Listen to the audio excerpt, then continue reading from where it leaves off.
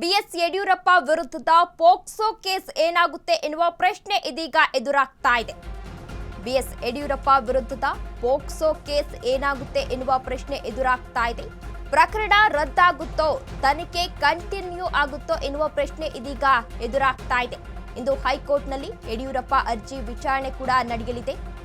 POCSO case ವಿಚಾರಣೆ ಪ್ರಕರಣದ ರದ್ದು ಕೋರಿ ಅರ್ಜಿಯನ್ನ ಸಲ್ಲಿಸಿದ್ರು ಬಿಎಸ್ ಯಡಿಯೂರಪ್ಪ. ಮಾಜಿ ಸಿಎಂ ಆಗಿರುವಂತಹ ಬಿಎಸ್ ಯಡಿಯೂರಪ್ಪ ಈಗಾಗಲೇ ಪ್ರಾಸಿಕ್ಯೂಷನ್ ಪರ ರವಿವರ್ಮಾ ಕುಮಾರ್ ವಾದವನ್ನ ಕೂಡ ಈಗಾಗಲೇ ಮಂಡಿಸಿದ್ದಾರೆ.